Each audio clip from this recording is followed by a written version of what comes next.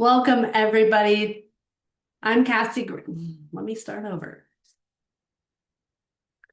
Welcome. Today, start that again. Welcome. I'm Cassie Graves, the founder and president of Fed Options, Consultants and Information Services, and today we're going to be talking about the survivor benefit and what that looks like for different employees and what are your options in retirement. Now, I do want to make sure it's very clear, though, the survivor spouse benefit is something employees can plan for at any time of their career. So, understanding your options is very key because you want to make sure that you're going to be planning for this ahead of time because there could be some things that you could do now and later to set yourself up and your spouse up, specifically your spouse, for a better financial future. So let's jump into it and talk about what that looks like as far as what the government plan offers. Survivor benefits while employed. If an employee has at least 18 months of service, a couple of things will happen. Um, One is a beneficiary will be entitled to a lump sum payment if you have a beneficiary named. So this is very key. There are some forms that you can fill out to name a beneficiary for those benefits. And you can see here how there's one form that is the same for both CSRS and FERS employee, but there's another form that is specific to which retirement system you're under. So just make sure that um, you are aware of which form is going to be right for you to name your uh, to name somebody as beneficiary for those payouts. But as a spouse, you can name your spouse, or they'll be entitled to a survivor benefit while you're employed if you have at least 18 months of service. This is if you pass away unexpectedly, and then your spouse will be entitled to some benefits there. So CSRS, as long as your spouse has been married to you for 9 months, or you have had a child together, or your death is accidental, then your spouse can get up to 55% of your pension.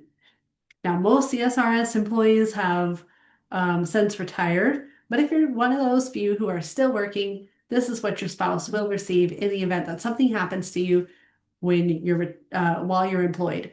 And then FERS employees with less than 10 years in service, your spouse is eligible for a lump sum payout. That amount is changed annually based on cost of living adjustments. The lump sum payout right now is about $43,000, $44,000. Also, your spouse will receive the 50% of either the high three average or 50% of the salary amount, whichever is higher. So the spouse does benefit in that regard as well. And then FERS with more than 10 years, your spouse will get a monthly pension or 50% of your monthly pension amount plus the lump sum payout. So they'll still get that lump sum and then also be entitled to 50% of whatever that pension would be at the time of your passing. Dependents, biological and adopted children, will also be eligible for a monthly annuity or a monthly stipend, if you would, on a survivor benefit. However, this does change annually again, and it correlates monthly, or it correlates with Social Security on that monthly basis. And so it's a dollar for dollar. Like if they're going to receive Social Security benefit, then they'll take that amount away out of this monthly stipend amount for the FERS or CSRS benefit as well for them dependents. So just be mindful of that. Former spouses may also be entitled to a lump sum benefit. They may get a payout if they are named as beneficiary. So that's why naming those beneficiaries or making sure that they're up to date is so important because we definitely want to make sure that the money that you want to go to somebody goes to that person, right? But also, former spouses may be entitled to survivor benefits through divorce decree, collapse, or court orders acceptable for processing. Just know quattros are not naturally accepted through OPM. And so sometimes I'm sure there's exceptions, but you'll have to send those into OPM to be able to make sure that they are on file and whether or not they'll be approved through their legal department. So if you do have a former spouse and this former spouse may be entitled to a portion of your pension and or survivor benefit, I would highly recommend you sending that into the OPM court ordered benefits office. You can send it in anytime during your career. You don't have to wait for retirement to make that happen. So just be mindful of that. And if you do have a former spouse, we'll go ahead and, well, here's the address for you. We'll drop that down there. Go ahead and take a picture of that or write it down and make sure that you're sending those in immediately. Because if they're not already on file, then it could delay your retirement process and time frame for OPM to finalize that application. So that's why we really want to drive that home that if you do have a former spouse entitled to any portion of your benefits in retirement, please send that into OPM as soon as possible.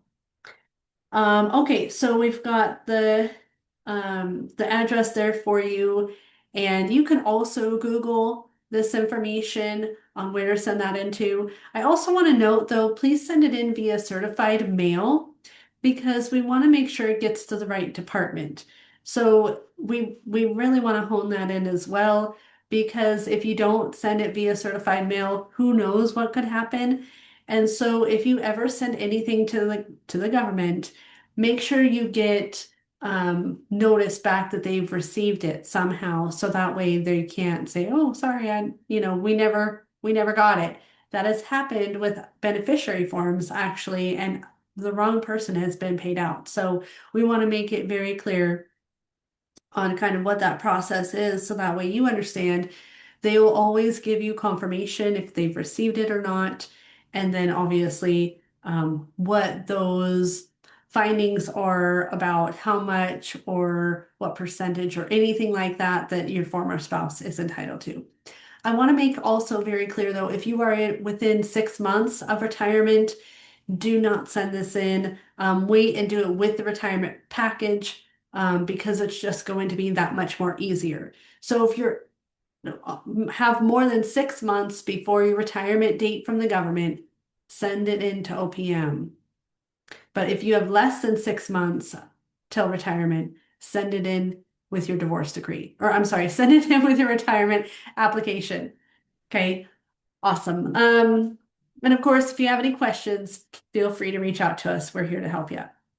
All right, survivor benefits in retirement.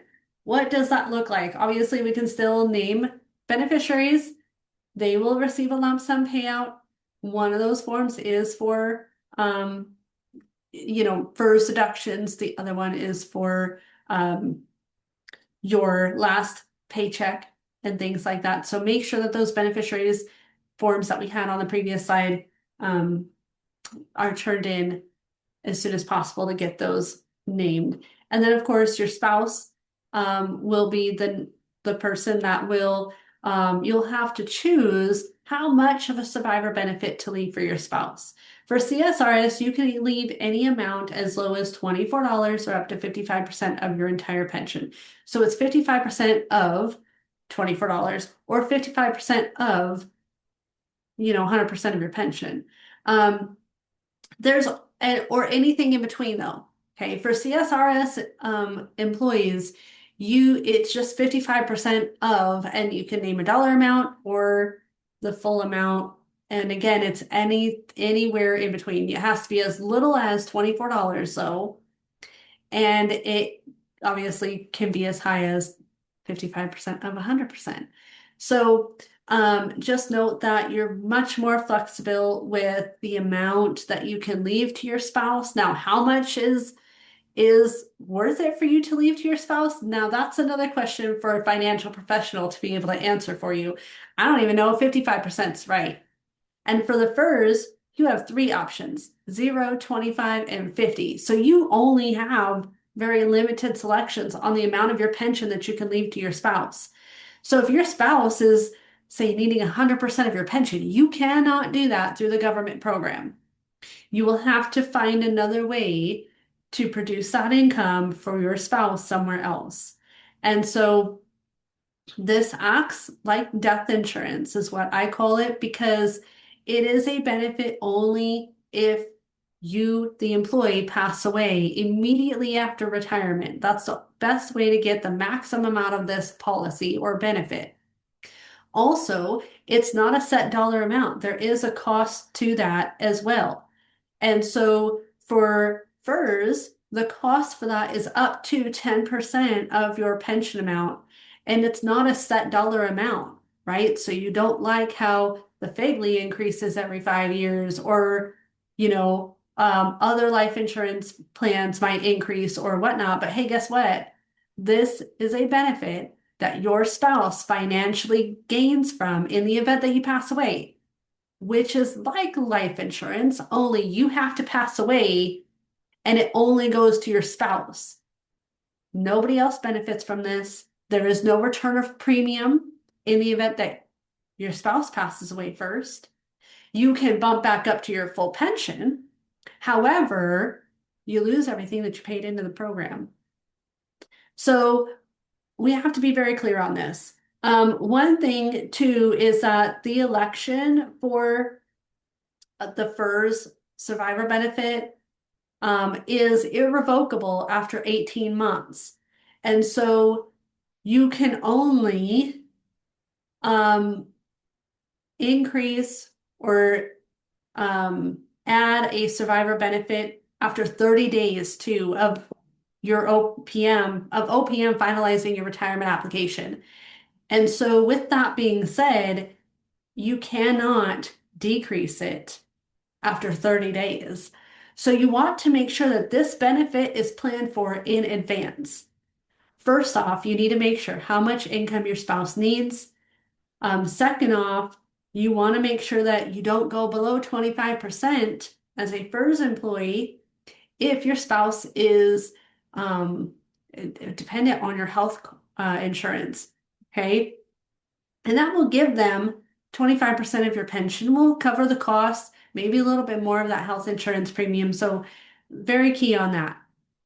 But like I said, there is a cost with this. So for CSRS, it's 90% for the first 55% of 3,600, and then the cost is based on a continued percentage. It's about 9.5% total if you leave the full 55% as a CSRS employee. FERS, again, it's 0 equals $0. 25% is 5% of your pension, 50% is 10% of your pension. So former or exceptions can be made for former spouses. So like we talked about before, if you're divorced, you have a former spouse that's entitled to a survivor benefit. It might be 50% of a marital share. We've seen sometimes where it's 34% or it's 16% or whatever that looks like for the former spouse. So if you have a former spouse and you are currently married and you want to make sure that your current spouse is entitled to a portion of your survivor benefit for FEHB purposes, you have to make sure of how much your former spouse is entitled to, because that might depend, or it might be that deciding factor on how much of a survivor benefit you leave in total. Because if your former spouse is entitled to 16%, then you can leave a 25% benefit. Here's the kicker. Your former spouse will get the 16%, and then your current spouse will get the remaining 9%. Okay, but because they're still entitled to a portion of survivor benefit and still are going to get a percentage of that, then they will still be able to collect or participate in FEHB. Now, if it's 50% for your former spouse and you leave 50% and you're currently married, your spouse will still be able to receive FEHB benefits because they're still entitled to a benefit even if they're not receiving a benefit. So very clear on that. Just know your former spouse will get paid first and then your current spouse will be second on that. Okay, insurable interest. This is a close family member that is closer than a second cousin. So can a spouse be named? Yes. However, that family member must qualify medically for a survivor benefit. And the cost is based on the age difference between you and the family member. And this can get very, very expensive. So I know some people do or want to do this for their children who may be disabled, and they can do that. However, it's going to cost them money, and they do not have to name an insurable interest for their disabled child for them to continue on FEHB. Why? Because they're already going to be entitled to that um, survivor benefit for the um, the basic employee death benefit, which is that monthly stipend amount that we talked about on the previous slide. That also is true for retirement as well. So, with that being said, your child does not have to be named as an insurable interest to get for them to continue in the FEHB program. This can save you thousands of dollars in retirement. Okay. Also, if you're looking at doing this and for the other person, you may want to look elsewhere for this coverage because, like I said, it can be very expensive and it can be up to 40% of your pension for them to only get 50%. So that's the other kicker, right? You cannot name an amount for this insurable interest to receive. They will only receive up to 50% of your pension. Excuse me. So if you think 10% of your pension, excuse me, is a nominal cost, I mean, sure, go ahead and spend more, but why? When you could probably get coverage elsewhere that might be less expensive. So something to think about on that front. Again, I cannot drive this home any further. FEHB continuation depends on the entitlement of a survivor spouse benefit. Excuse me. So, just keep that in mind. And again, if you have any questions, go ahead and reach out to us. But these are questions that you should be asking yourself, right? Why will my spouse need a portion of my pension? Why would they? Do they need that income? How much of that income do they need? Is it worth it? Do you have income taken care of elsewhere? Do they need to continue in your health plan, whatever those questions might be. Again, how much does my spouse need to live in the event that I pass away? Who does my spouse need to take care of if I'm not here? For instance, that disabled child, maybe you have grandkids or other kids that might be adopted into your family. Um, where else might, or where else would my spouse or family go if they don't have enough money to stay where they are? So is your spouse or would your spouse, get into a smaller house? Will they downsize if in the event that you passed away? What would that look like for your family? Or do you have a family home that they would not ever want to get rid of? All of those factors need to be considered here. What will my spouse or family do about health insurance? Again, that benefit's tied to the FEHB. Or are you retired military and you're just going to suspend FEHB and hook up on TRICARE, right? Whatever that looks like for you and your family, just make sure it's coordinated correctly so that way you can get the best of both worlds and always have backups for different things coverage that you may need for health insurance. When will my spouse need to rely on other sources of income? When will they have to start pulling from other buckets of money? And when during that retirement journey in the event that you pass away? Would they have to take premature withdrawals? Those sorts of things all need to be answered when we're considering the survivor spouse benefit.